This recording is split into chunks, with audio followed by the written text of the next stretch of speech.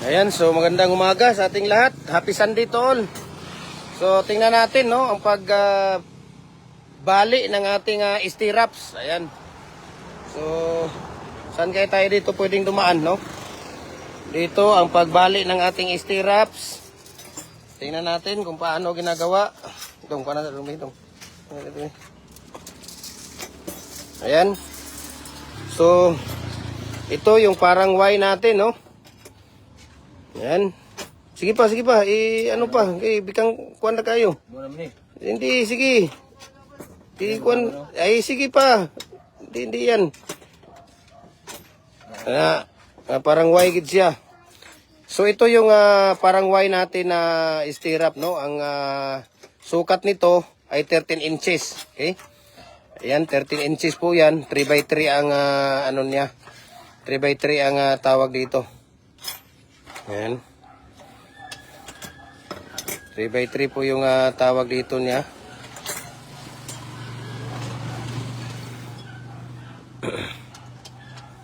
Ayan. Sige pa. Sige. Oh, kana. Una na. Ayan. So, yun ang balik natin ng ating stirrup sa ating pins concrete post or dragon fruit post natin, no? Ayan. Yan kung makikita ninyo. Yan ang 13 inches po ang sukat niyan. Okay? 13 inches ang sukat niya. Yan ang tinatawag natin na stirrup. Ipapakita ko rin sa inyo maya pa ang paglagay ng tawag dito. Sige palagi, katong isa nimo. Yan. Kana isa kulang na nimo. Sige, okay na yan. Yung isa kanina kulang sa baliko. Yung una.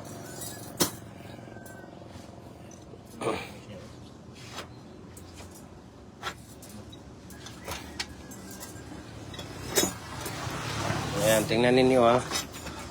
Ayan. Yan ay 13 inches yan. Okay. So, dalawang design po yung ating stirrup, no? Dalawang design po yan siya. Ayan. Yung parang Y. So, yan ay 13 inches. Kuha ka nga ng isa, yung parang, ano dun, yung triangle. Nasaan yung triangle mo? Hindi yan. Oh, yan ba yan? Hindi. Parehas lang yan sila. Yung maliit. Saan ba yung kanina? Mayroon kayo kanina doon. Hinalo mo lahat yan? Wala. Mayroon kang naputol doon. Na parang diamond. Hinalo mo lahat. Oh, kana. Ayan. So, yan ay 9.5 inches po yan, no? Ayan, 9.5 inches po yan. So, dalawang design po yung ating tawag dito. Dalawang design po yung ating stirrup sa ating pins concrete post molder natin. Okay, yan. Pakita mo dito. Dito mo lang ilagay. Sige, gawa ka pa. Yan.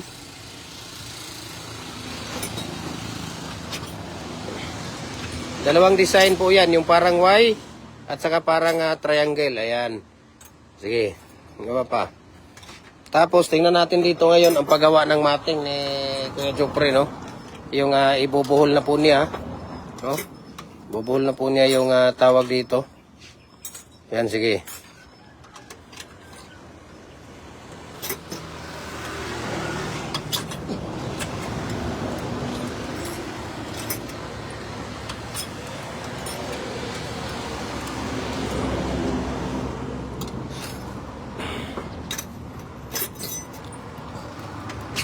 So yan ay 9.5 inches yan, no? 3x3 din ang sukat niya, no? Ayan. Oh, di ba?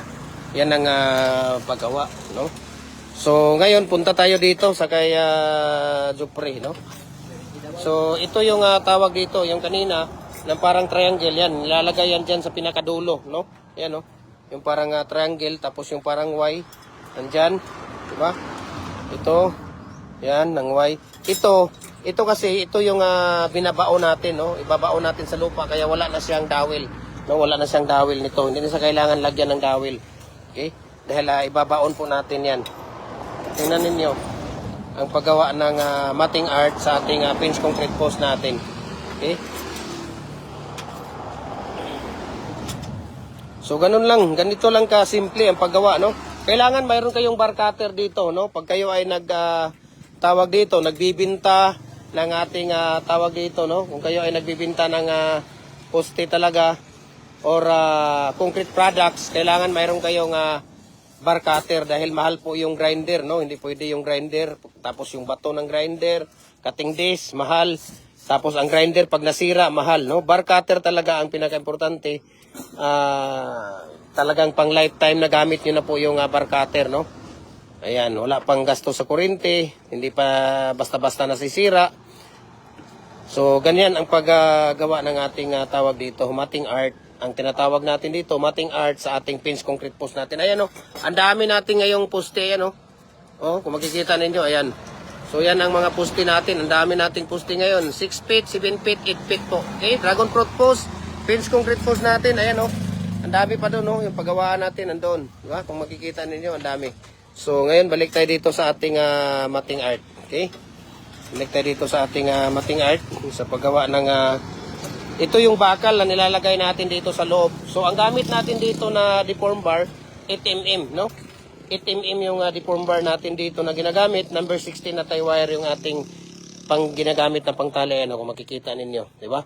So, ganito ka quality ang ating matting art. Ito yung bakal na nilalagay natin sa loob ng ating poste. Ayan, kung makikita ninyo, talagang napaka quality po, no? Hindi basta-basta napuputol dahil napakaganda ang ating paggawa ng ating matting art.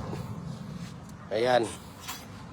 So, ganito lang, no? Ganito lang. Ito po ay 7 feet, 6 feet po ito, no? Pagka 6 feet, 6 na stirrup ang nilalagay. Yan, pakita mo dong. Ayan, no? Oh, di ba? Sige. Ulit ka nga. Ngayon dito. Ngayon dito sa paggawa ulit ni Kuya Jopre. Ayan, grabe pala itong ito. Ayan. So, yan yung una na gawin. Ilalagay mo lang yan dyan. Dito, maglagay ka dito ng 3 inches. Okay? Magsukat ka dito 3 inches. Ayan. 3 inches tapos 1 feet, 1 feet, 1 feet na siya papunta doon sa dulo. No? Yun ang sukat natin. 3 inches.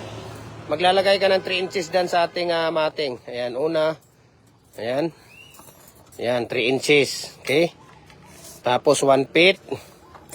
Ayan, 1 feet. 1 feet. 1 feet. 1 feet. Okay, tapos ang dulo, 7 inches yung dulo. No? 7 inches yung dulo. Ayan, 1 feet.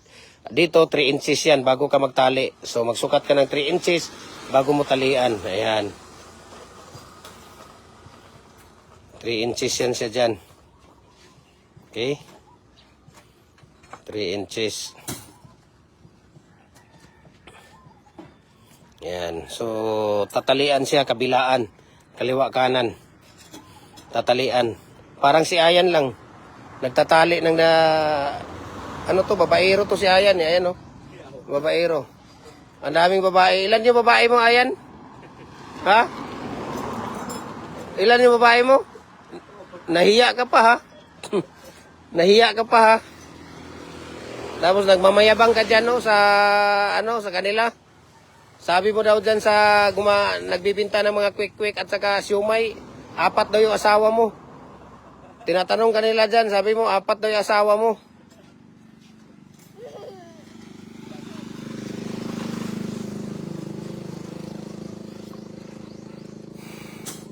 So habang naghihintay tayo dyan kay Jopre, dito tayo sa ating mga molder. Ayan, no? Makikita niyo yung mga molder natin. Yan. Yung mga molder natin, na mga maliliit na mga molder, ay we can ship nationwide. Luzon, Visayas, Mindanao dito. Ayan, no? Number 3.5 by 8 by 16 natin na commercial. Double po yan. Yan, pinakauna. Dito, 4 inches by 8 by 16 yan. Ito naman, 3.5 by 1/2 by 7 by 16. No? Mayroon din tayong 5 inches standard. 6 inches na standard, ayan. Diba? 6 inches na standard, 5.5 na commercial, 3 3/4 na commercial, 3 1/2, 3 3/4 na double by 8 by 16. Mayroon din number 3 na single. Lower natin, number 4 at saka number 6, no? Mga decoratives natin, ayan, kung makikita ninyo. Ang dami nating decorative molder dito. bricks. Ayan, mayroon tayong bricks molder. Yan, kung makikita ninyo, mga decorative, muhon. So, ang dami natin dito, no? Mga decorative molder natin. Ayan, kung makikita ninyo, napakaganda. Ito po, pagka sa Luzon, nasa mga 4 to 5 days lang siya, pag sa Luzon. Pagka dito sa Visayas, nasa mga 3 to 4 days lang siya. Pagka sa Mindanao, 1 to 2 days lang po siya, no? So, balik tayo dito sa ating tawag dito. Sa ating paggawa ng matting art. Ayan, no? Kung makikita ninyo, yan po yung ating matting art.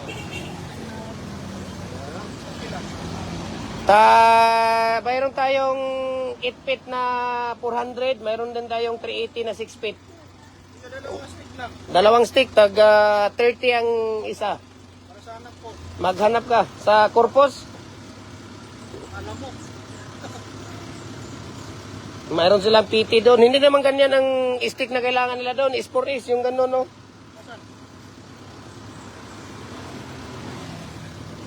Ayan. So, yun lang po, no? Ang paggawa natin ng matting art. So, ngayon, ilalagay dito ngayon ni Jopre yung tawag dito.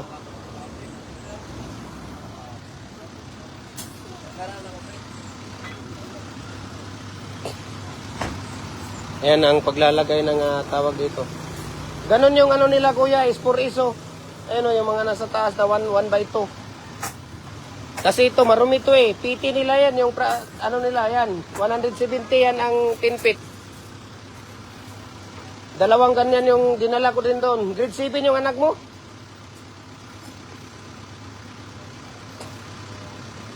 Ayan. PT pa naman nila yan. Malaki ang ano dyan, points ng project nila sa PT. Tag 170 yan kuya ang isa. Yung iba nga, yan o, mga malalapad. Wala. Tapos mayroon ka pang wood glue. Bibili ka pa ng wood glue niyan. Wood glue?